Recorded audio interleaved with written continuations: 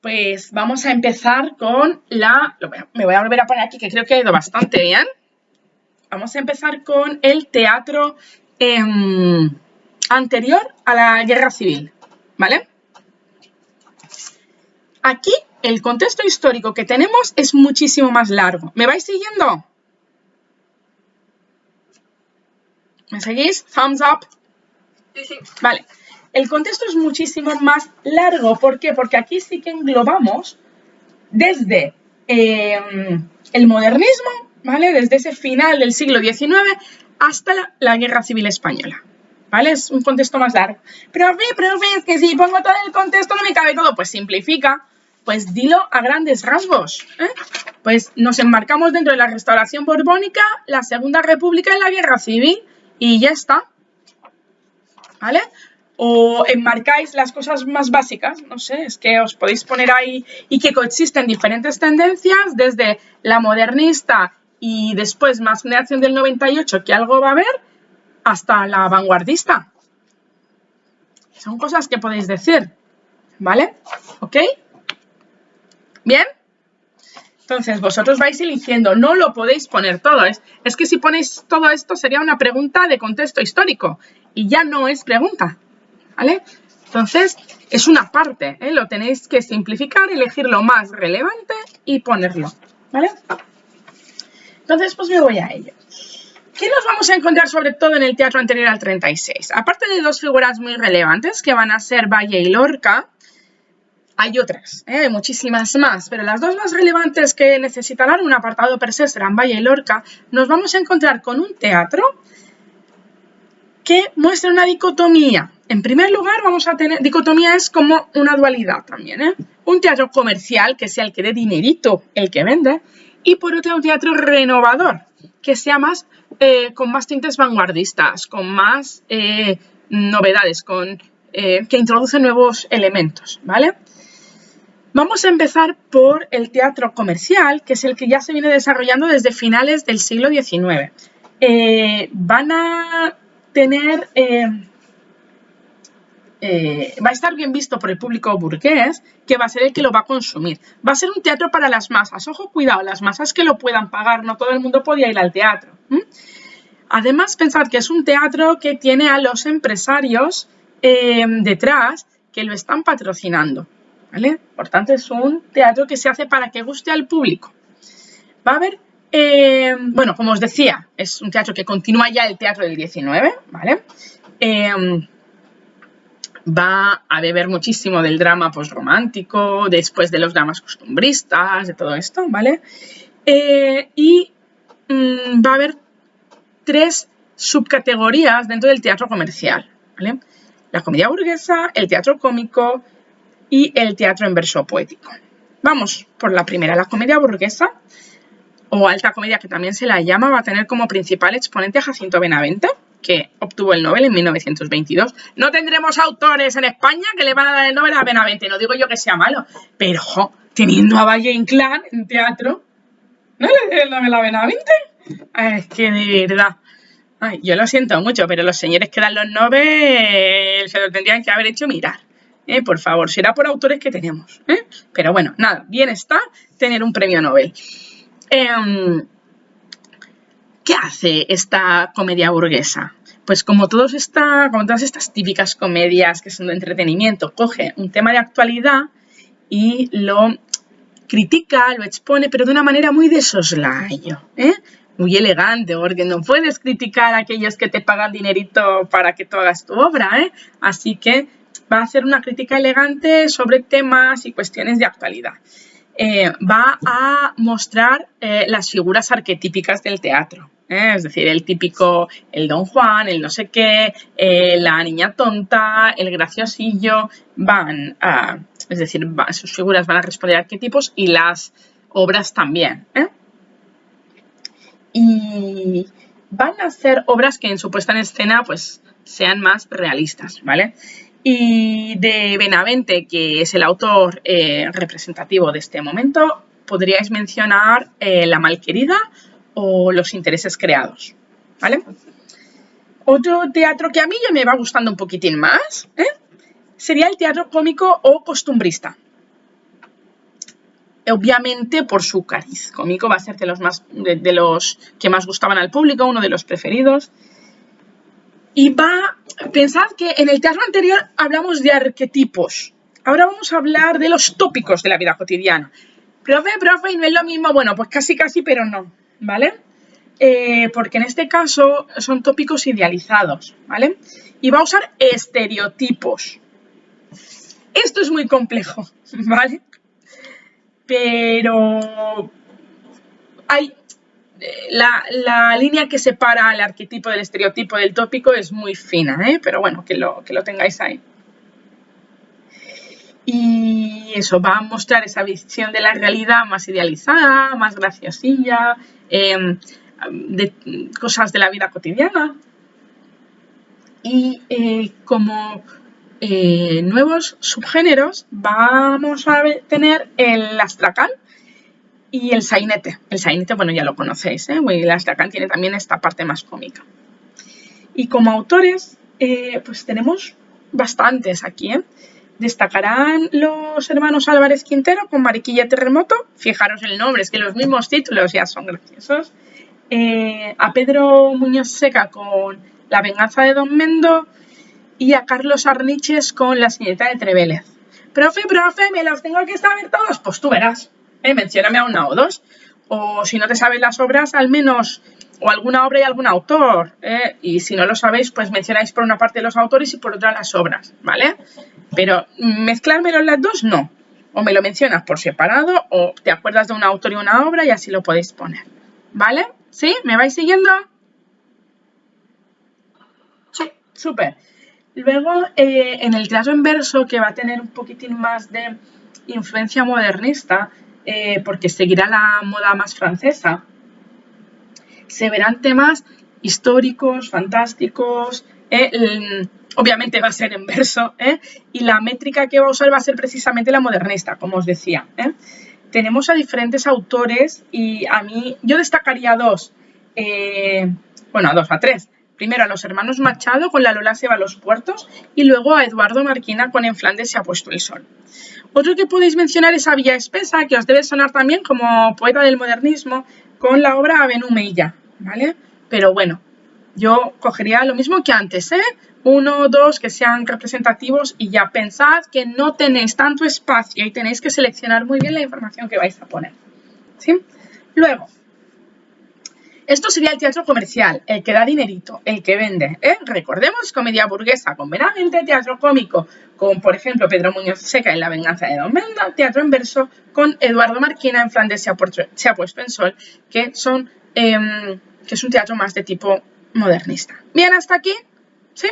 Pues continuamos con el teatro renovador. Fijaros, me voy dando prisa porque es que es lo que es el teatro.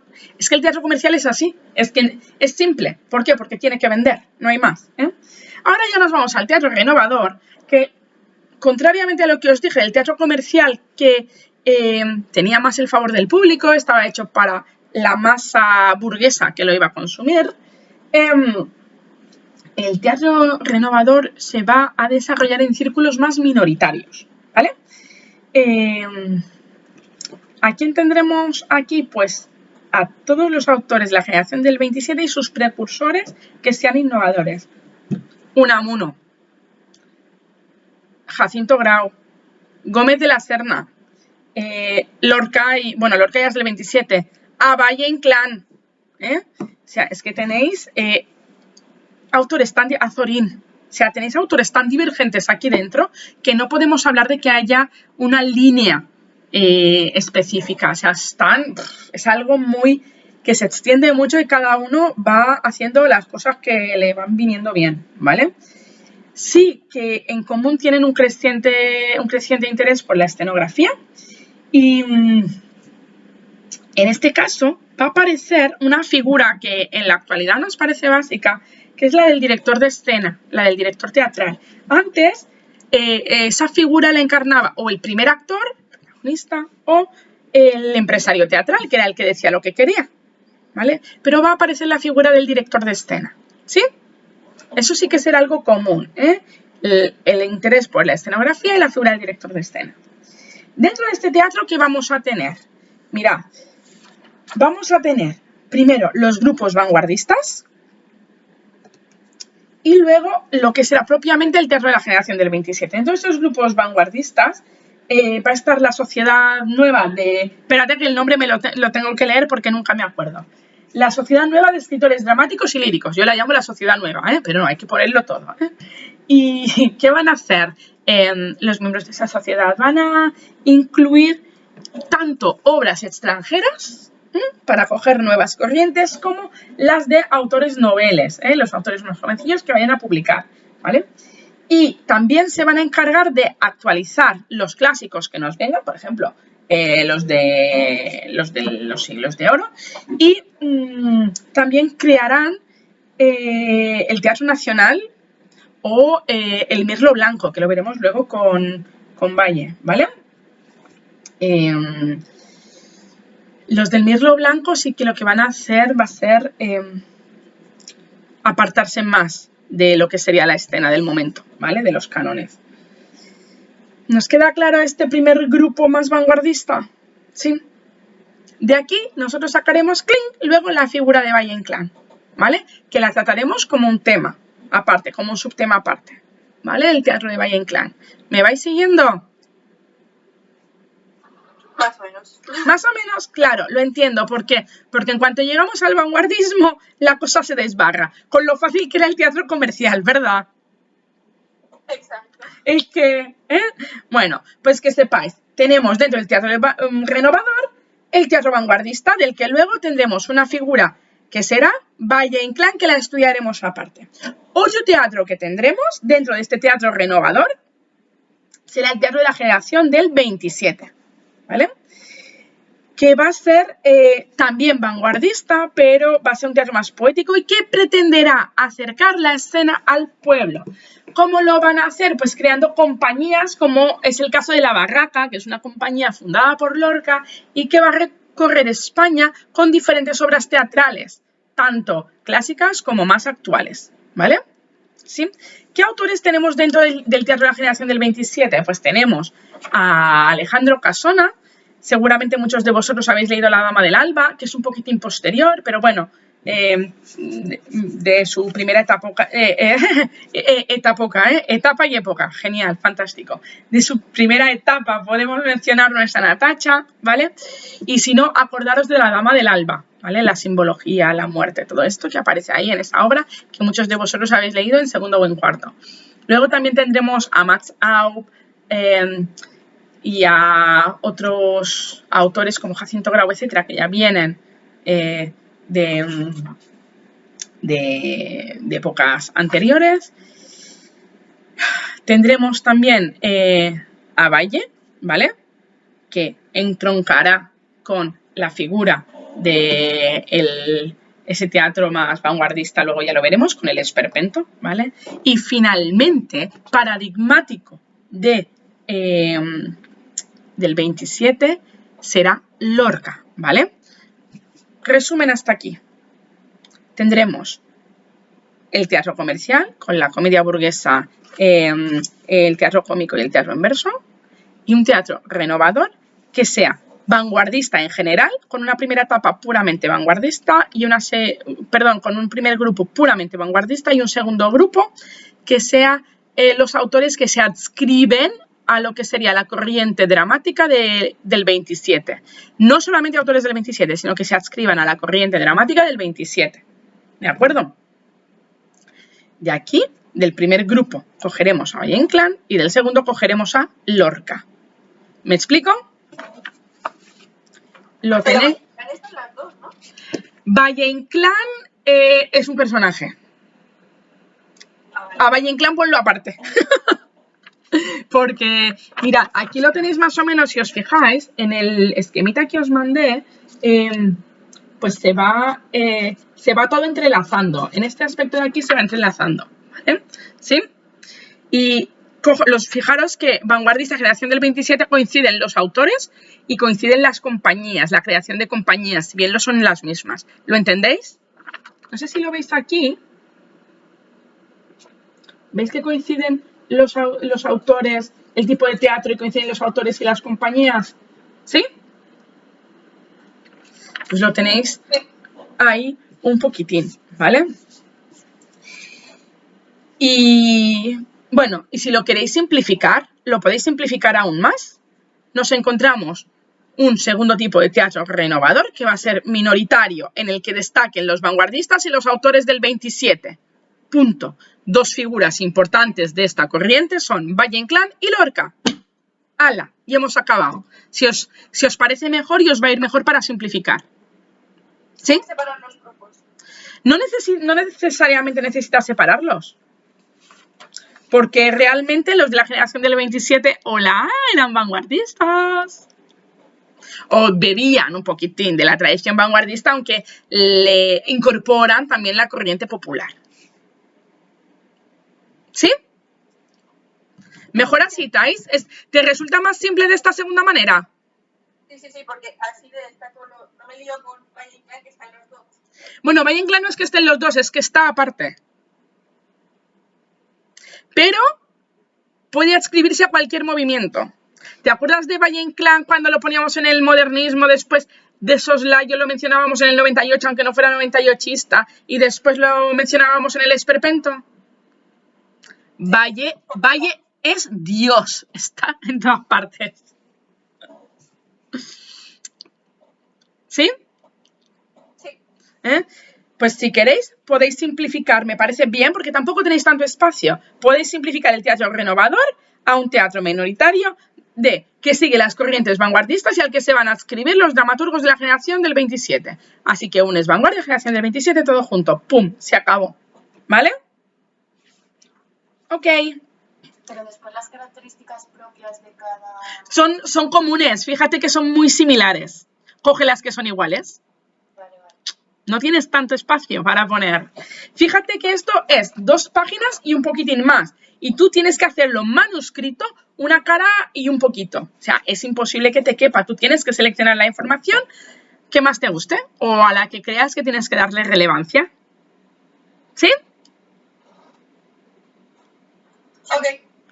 Súper. Pues como os decía, tenemos este teatro que va a vivir su culmen, este teatro vanguardista, al que también se adscribirán los autores del 27, que tiene su culmen en los años 30 y la Guerra Civil, donde se va a convertir, al igual que la poesía, también en un teatro de circunstancias y de propaganda, más político. ¿Por qué? Porque el teatro sí que llega a toda la población, si es un teatro político, porque además lo hacían, bueno, pues para precisamente convencer a la población de que se adscribieran a su bando. En la zona franquista tendréis a Pemán, al que odio profundamente, y a Eduardo Marquina, que sí, que hay que reconocerle que tenía muy buena calidad literaria, las cosas como son.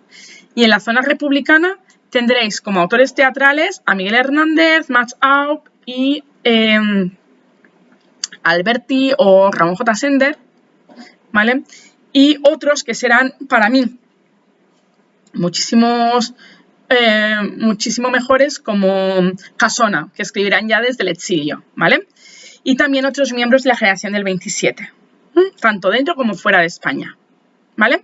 Acabamos con la guerra, ¡pum! ¿Por qué? Profe, me preguntó un año una alumna, ¿por qué acabamos en el 36 si tú nos dices que nunca se empieza y se acaba un movimiento del día para el otro? En este caso sí, porque hay una guerra, está en una guerra, matan a la gente, básicamente, la censuran, la mandan al exilio, Entonces aquí sí, es verdad que ¿qué marcamos? ¿El 36 o el 39? Pues del 36 al 39 hay un vacío brutal porque nos estamos matando vilmente, Entonces marcamos el 36 como punto de inflexión. Es que no hay más, hay muerte después, hay muerte, exilio, destrucción, silencio.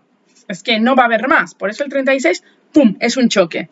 Y lo que queda en el exilio, pensad que en esa época pues no hay WhatsApp, no hay YouTube, no podemos llegar a la gente con una obra teatral, ¿vale?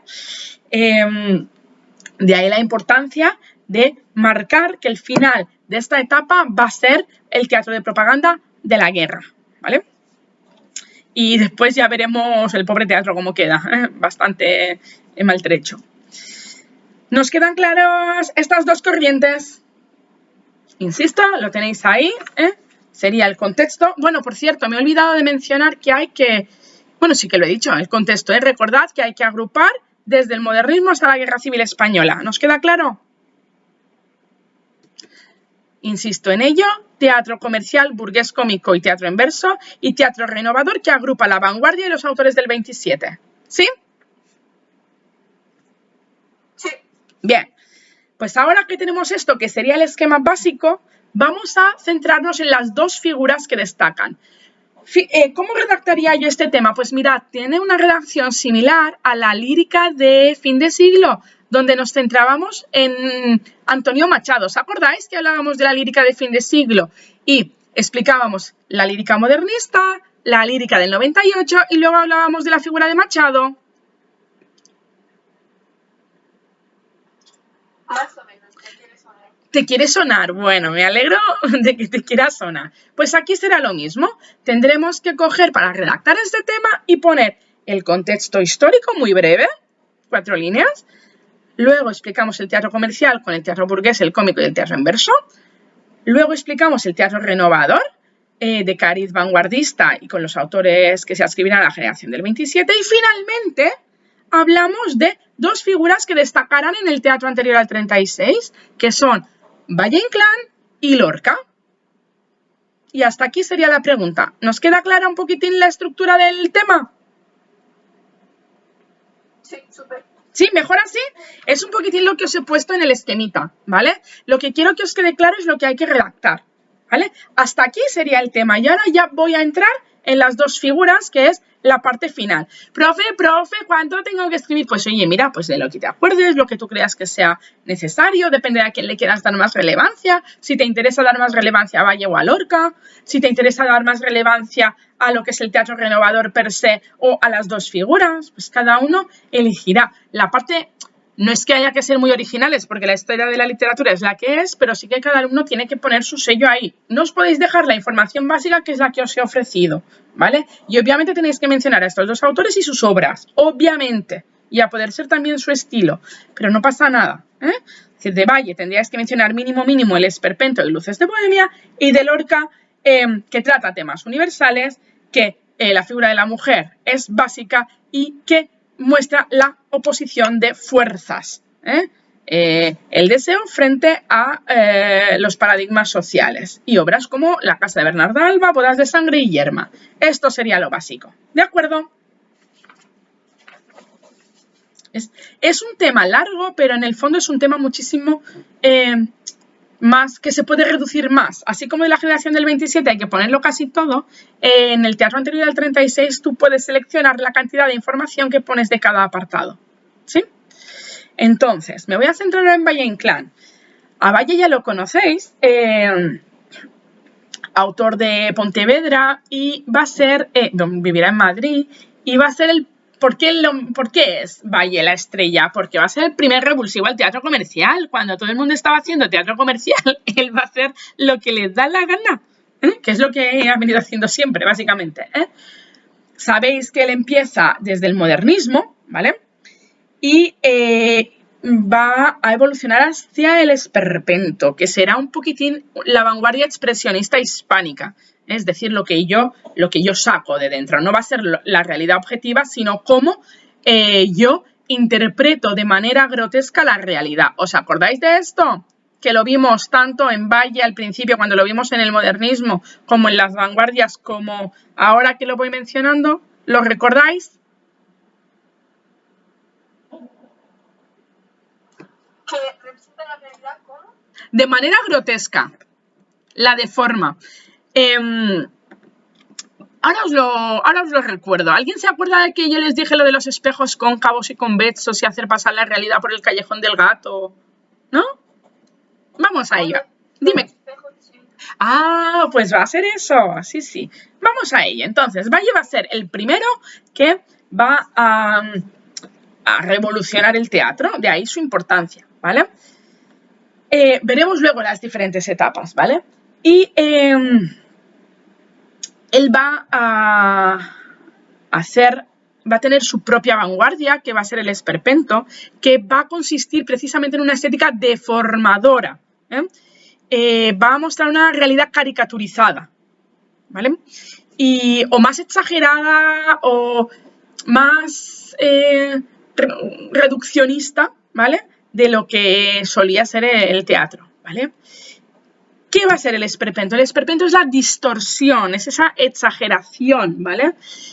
Y va a distorsionarlo tanto en la parte más trágica como en la parte más grotesca, más lo más bajo del ser humano, ¿vale? Eso va a hacer de Valle un autor muy incisivo con la realidad. Os recomiendo que veáis tanto la película o una obra teatral de Luces de Bohemia. Es maravilloso, porque se ve claramente. Es que se ve como Don Latino deja morir a Max Estrella en la calle y como encima le roba la cartera. Y en la cartera hay un 10º premiado, mientras la hija de Max Estrella y la mujer viven en la más absoluta miseria y acaban. O sea, fijaros, la maldad humana, ¿eh? No solo te dejo morir de frío, te robo la cartera y encima cobro tu 10º premiado. Esto es la realidad, la picaresca española llevada al teatro. ¿Sí? ¿Entendéis ahora un poquitín lo que es el esperpento? Ahora sí. Es como rizar el rizo, es como, o sea, incluso hay un momento en el que aparece, lo estoy diciendo de memoria, y mi memoria me falla mucho. Hay un momento en el que Max está encarcelado y está con uno que va a ser fusilado. Y bueno, es cómo se presenta cada uno ante la muerte, los motivos por los que ha sido fusilado. Después hay otro momento, no sé si me estoy equivocando, bueno, en el que hay bueno, pues eso, diferentes momentos en los que se ven las revueltas sociales y lo que simbolizan para la gente. Está exagerando y deformando grotescamente las bajas pasiones humanas y las desgracias humanas fruto de la corrupción, por ejemplo, ¿vale? O de una mala gestión política, ¿vale? Esto se verá sobre todo en Luces de Bohemia. Ojo, cuidado. Valle. ¿Pero cuando deforma, lo exagera? ¿O cómo? Todo, totalmente.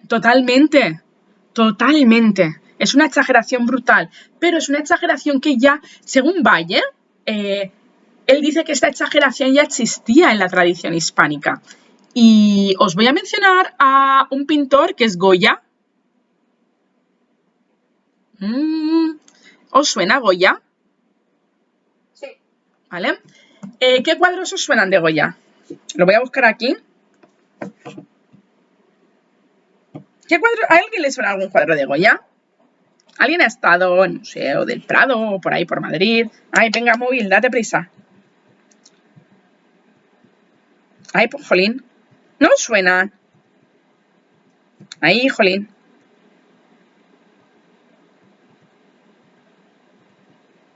Ay, es que yo no tengo dedos. Yo tengo... ahora es que os lo quiero poner desde aquí. Mira. A ver, un momentín. Venga, busca. Jolín. Es que os lo quiero enseñar aquí en pantalla. Y también decía que lo había inventado Quevedo, el esperpento.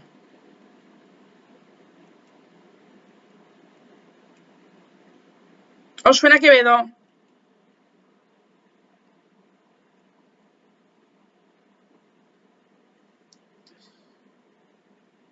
¿Os suena o no suena?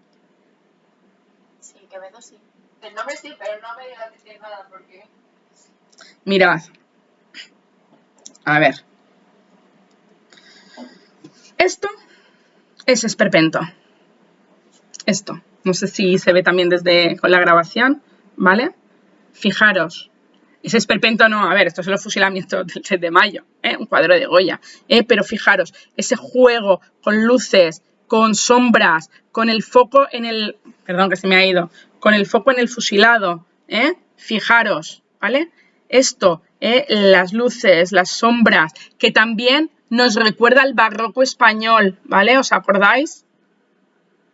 Sí, no sé si alguien ¿no? ¿O no? ¿O no os acordáis?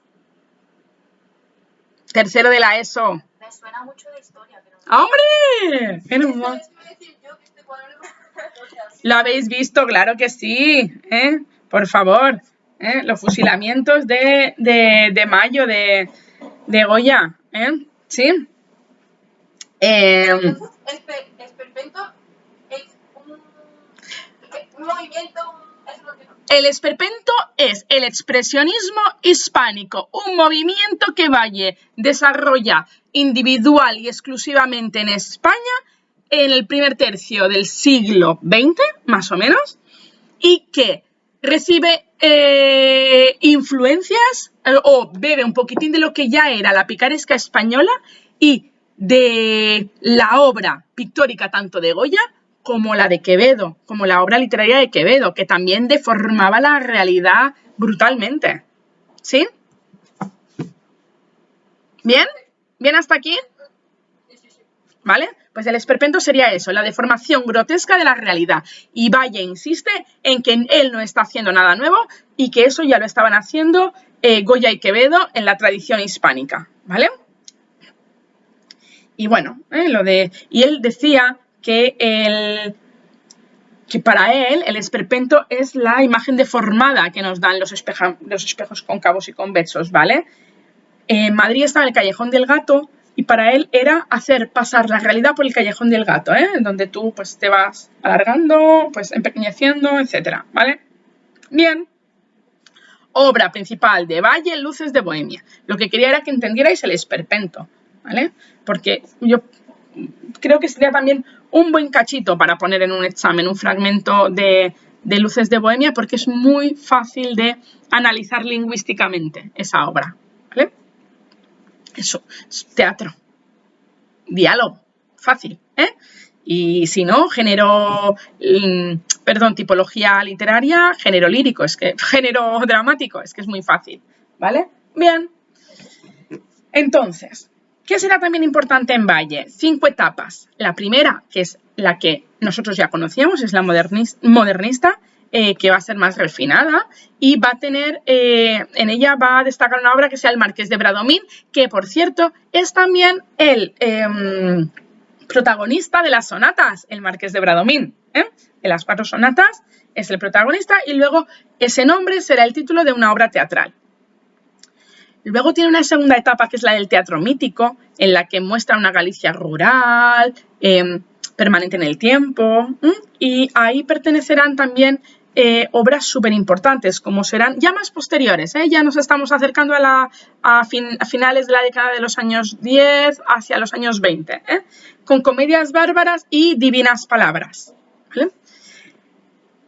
Luego tendrá una etapa de farsas, que será como un precursor del esperpento, y la cuarta etapa, que es una etapa ya más madura, es la etapa del esperpento, ¿vale?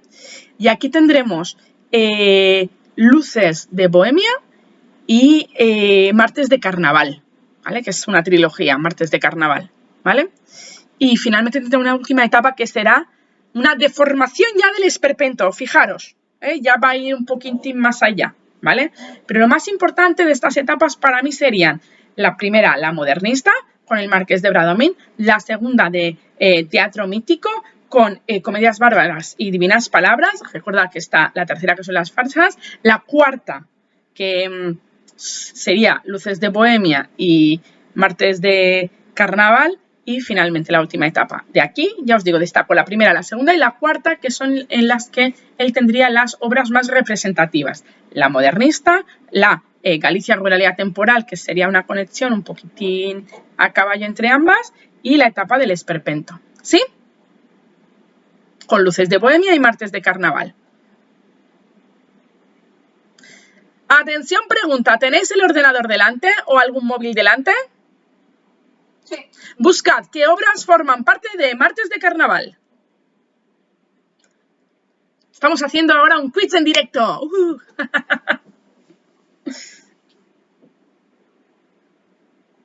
Que os las puedo decir yo, pero no tiene gracia.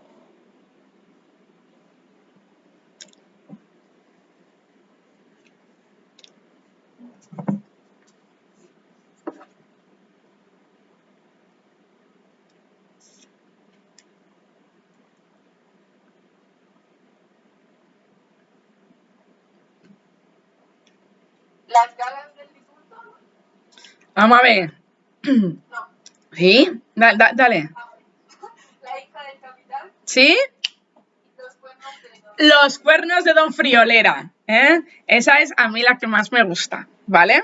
Ok, así que ahí las tenéis. Pero bueno, se agrupa se coge esta trilogía y se agrupa en martes de carnaval, ¿vale? ¿Sí? ¿Vamos bien? ¿Sí o qué? De ahí la importancia que a veces busquéis las cosas, ¿vale? Entonces son esas 3 obras. A mí la que más representativa me parece es la de los cuernos de Don Friolera, ¿vale? Bien, sí. Era fácil, era fácil. Vale, ¿hemos entendido a Valle? Sí. Entonces, resumen, Valle, primer revulsivo del teatro comercial, evoluciona del modernismo al esperpento. El esperpento es la deformación grotesca de la realidad, ¿vale? Es una versión de expresionismo hispánico. Tiene 5 etapas, de las cuales nos interesan la primera, modernista, con el Marqués de Bradomín, la segunda, que es de teatro mítico, con las comedias bárbaras y divinas palabras, y la cuarta con el esperpento, puramente esperpéntica, con Luces de Bohemia, que sería su obra insigne, ¿vale? Y la trilogía Martes de Carnaval. Bien. Bien, sí. Súper. Pues nos vamos ahora a la segunda figura básica de esta etapa, que sería Lorca. ¿Sí? ¿Bien? ¿Bien o no bien? Bien. Vale.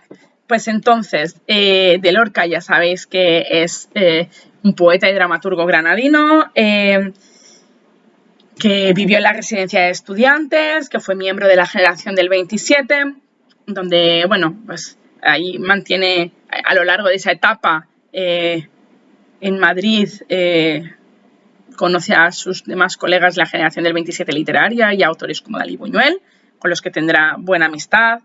Y os he hablado antes de las compañías de teatro que acercan las obras teatrales a diferentes lugares de España. Él va a fundar La Barraca, que es una compañía de teatro universitaria, y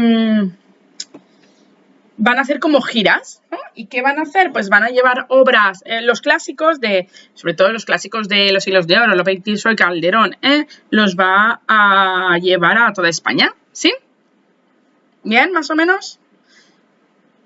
Lorca, autor del 27, compañía La Barraca, giras por España para acercar el teatro clásico a diferentes rincones, ¿vale? Además, recordad que esto lo va a desarrollar especialmente durante la Segunda República, que va a ser un momento en el que se haga una gran campaña de difusión cultural para hacer llegar precisamente la cultura a todos los pueblos, a todas las masas, y se pretende revertir parte de ese analfabetismo que estaba anquilosado ya en la España rural, ¿sí? ¿Bien? ¿Hasta aquí? Bien, pues ahora nos vamos a ver, dentro de Lorca, cuáles son sus constantes. Tenemos la vida, pues nos vamos a ir a los temas ahora de Lorca. Cuando analizamos el teatro de Lorca hay 4 ejes. Vida y desempeño teatral, que es el que os he explicado. Los temas, que son las constantes y esas luchas de fuerzas. Los personajes y finalmente las obras que tiene, ¿vale? Es como 4 elementos, así como en Valle era básicamente las características y el esperpento y sus 5 etapas, en Lorca va a ser la vida como dramaturgo, la compañía de teatro, los temas, los personajes y las obras. ¿Bien? ¿Entendéis cómo se estructura este parrafito o estos 2 parrafitos? ¿Sí? Pues entonces, ¿cuáles van a ser los temas? Pues básicamente los temas en el teatro de Lorca van a ser los mismos que en su poesía, pero tratados de una manera totalmente diferente. Mirad, básicamente se va a tratar el amor, se va a tratar la frustración, las frustraciones humanas, se va a tratar el destino trágico, la fatalidad,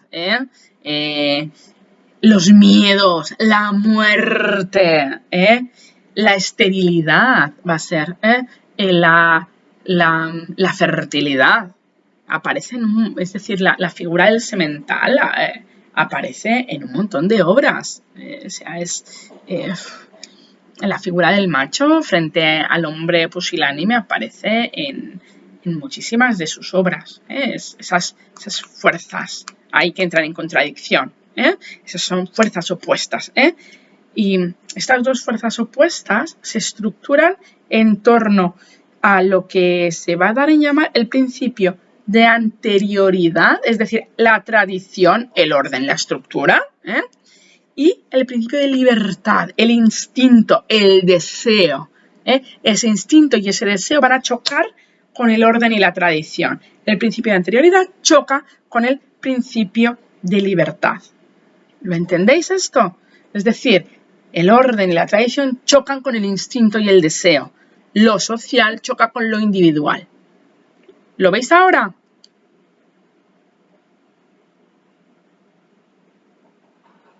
Sí. ¿Habéis leído Bodas de Sangre? ¿O habéis visto la representación que os puse? Pues es eso, El orden establecido, ese matrimonio pactado, choca con el deseo. Choca con esa libertad individual. ¿Vale? Y se va a ver ahí también el enfrentamiento del individuo, obviamente, con el entorno, es decir, las ansias de libertad, esos anhelos de libertad frente a la represión social. Spoiler, acaba mal. En Lorca acaba mal, siempre. Acaba mal, muy mal. Ya te digo ahora. ¿De acuerdo? ¿Se entiende esto? ¿Cómo va a tratar Lorca estos temas? A través del uso de símbolos.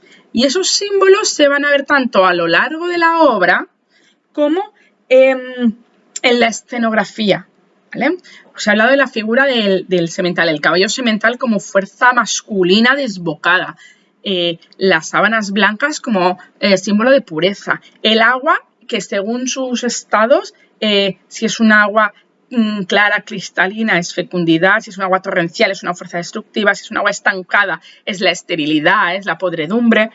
La sangre, que también tiene una dualidad, la sangre puede ser vida o puede ser sufrimiento, la sangre es vida en yerma, porque quiere una sangre nueva, pero la sangre también es sufrimiento en precisamente bodas de sangre, ¿vale?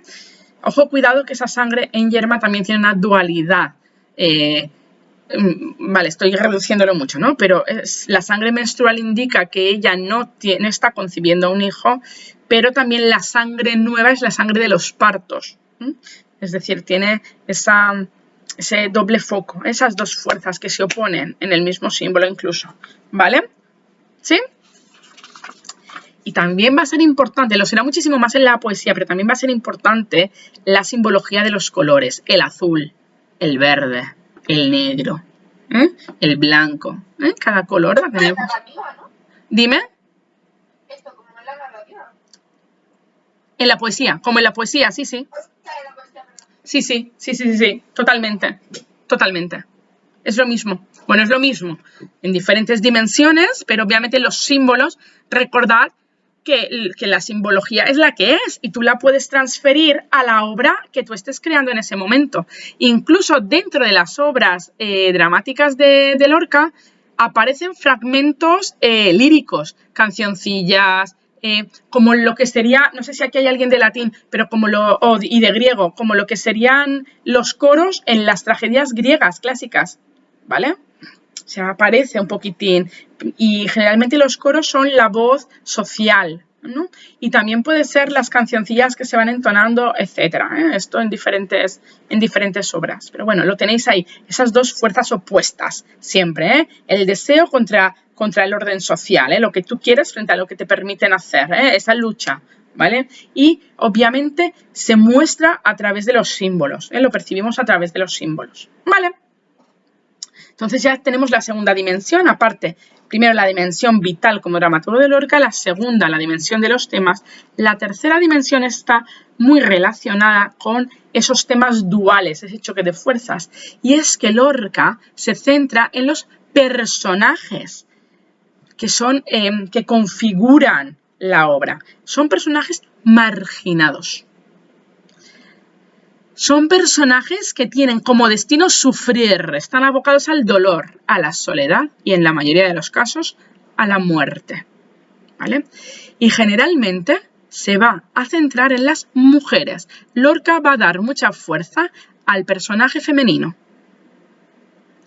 Protagonista de Bodas de Sangre, la novia. Hay más protagonistas. La novia. Protagonista de Yerma, precisamente Yerma. Protagonista de La casa de Bernarda Alba, Adela. Obviamente está Bernarda, claro que sí, pero es que son dos figuras antagónicas, Bernarda y Adela, la madre y la hija. Son cosas que tenéis que mirar ahí. Y en los 3 libros aparecen fuerzas masculinas.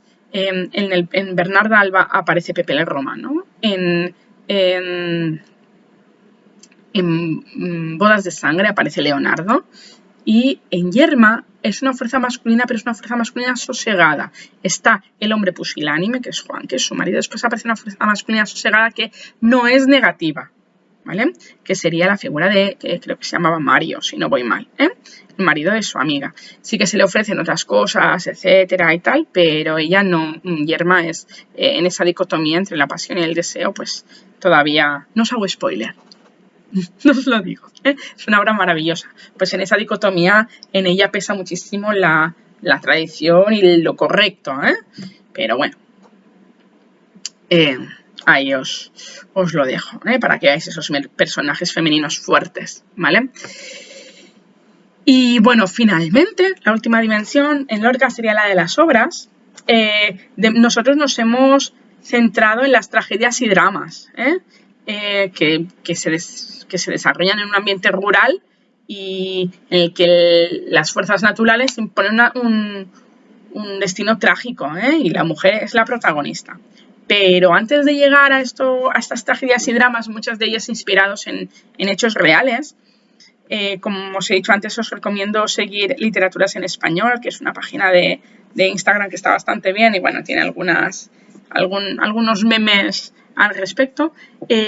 Para llegar aquí, antes Lorca escribió otros dramas y farsas como El maleficio de la mariposa o La zapatera prodigiosa. Y también escribió teatro surrealista, que es muy difícil de representar como el público, ¿vale? Y luego ya llega una etapa de madurez, que sería un poquitín la que configurarían estas tragedias y dramas, que serían Bodas de Sangre, Yerma y La casa de Bernarda Alba, y también tiene otras que fijaros que también tienen como protagonistas a mujeres, como es el caso de Mariana Pineda, Busca de información sobre Mariana Pineda. De hecho, esta obra es del 27, o Doña Rosita la soltera, que ya es de las últimas que debió hacer. ¿Sí? Profe, ¿qué es lo que tengo que destacar? Pues obviamente, pues pon la que tú quieras, pero obviamente Bodas de Sangre, Yerma y La casa de Bernarda Alba. Y si quieres añadir, pues añades Mariana Pineda. ¿Vale? ¿Sí? Pues con esto acabaría el tema de teatro anterior al 36. Fijaros, otra horita, más o menos, que nos hemos comido. Y una pregunta. Dime, corazón. Las fechas de las obras... No hace falta. No hace falta. Hombre, Azul de Rubén Darío, que es de 1888 y es la primera obra modernista, pues te lo tienes que saber. Obras que son claves, sí, pero en obras tan así, pues no hace falta. ¿Vale? ¿Sí? Ok. O bueno, para mí no hace falta. No veo cuál es el interés de saber exactamente el año de publicación de una obra, a menos que esa obra sea paradigmática de un cambio de estilo. ¿Vale? Que no es el caso. ¿Vale? Entonces, resumimos, el contexto del teatro anterior al 36, que sí va desde el modernismo hasta la guerra civil, y habría que poner toda la restauración borbónica, mencionar los diferentes momentos y explicar explicar no, pues centrarse un poquitín en los diferentes reinados y en los diferentes periodos, ¿vale? Que se viven tanto en España como internacionalmente. El teatro comercial, que era el teatro de masa burguesa, solamente los que lo podían pagar, comedia burguesa, teatro cómico y teatro en verso, con sus autores y obras en cada uno. El teatro renovador, que lo configuran los vanguardistas y los autores del 27. Pensad que este mismo teatro renovador es el que acaba en un teatro de propaganda durante la Guerra Civil. Y finalmente tendríais que analizar las figuras de Valle Inclán, importantísimo, Luces de Bohemia, Martes de Carnaval, y si queréis, anteriormente el Marqués de Bradomín, y también la figura de Lorca con Yerma, Bodas de Sangre y la Casa de Bernarda Alba. Y en Lorca también deberíais mencionar que hay dos fuerzas opuestas que luchan y es lo que hace avanzar la acción en la obra teatral y que generalmente las protagonistas son mujeres y se desarrollan la mayoría de las obras en entornos rurales, no todas, la mayoría. ¿Sí? Sí. ¿Dudas, preguntas, quejas, sugerencias? Tenéis como 1000 esquemas de cada cosa y yo creo que más o menos vais bien. ¿Sí? Doy por acabada entonces el teatro anterior al 36. ¿Tenéis alguna duda?